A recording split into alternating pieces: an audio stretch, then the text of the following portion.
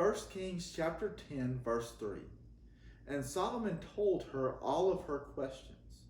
There was not anything hid from the king which he told her not.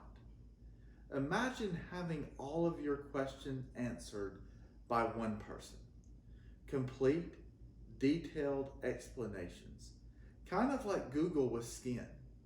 Solomon was an ancient Google, except where Google serves up knowledge of humankind, Solomon shared the wisdom from on high. His reputation for having godly wisdom was well known in his time period. 1 Kings chapter 10 verses 1 through 3 reads, And when the queen of Sheba heard of the fame of Solomon concerning the name of the Lord, she came to prove him with hard questions.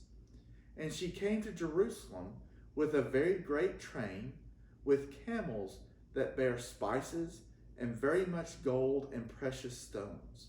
And when she was come to Solomon, she communed with him of all that was in her heart.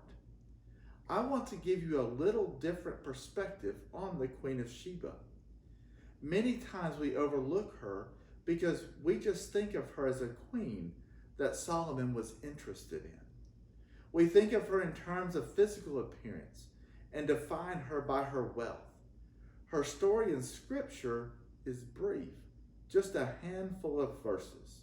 But those verses tell us that she was a leader of uncommon boldness and vision. She traveled to the ends of the earth to seek wisdom. In this time, this was considered a bold move. She braved a long journey, discomfort, and risk to seek Solomon's counsel. She wanted to see if he lived up to the hype. She was the first queen to pit her knowledge and wealth against his. Boldness doesn't mean having a big ego or being arrogant. It also doesn't mean acting in a forward or pushy manner.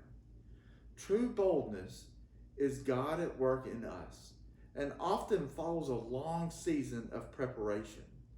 Solomon rightly said, "The mind of the prudent acquires knowledge." This means that you and I need to find a solid resource and trustworthy teachers to fill our heads and our hearts. If we read with discernment, the wisdom of the ages is within our grasp.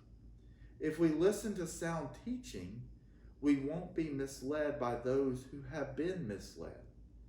If we test what we learn comparing it to spiritual truth, our foundation will be secure. Facts do not make us bold, but faith does. If we believe what we've learned, it's because we trust the one who taught us. Psalm chapter 149 verse 4.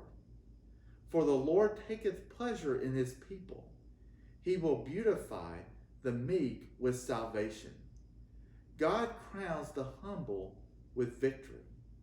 God gives us a different sort of crown than the Queen of Sheba's gold one, and the one from God will shine forever. The key to boldness isn't merely believing that God is with us or trusting God is with us. It's knowing that God is with us. Not self-confidence, but God confidence.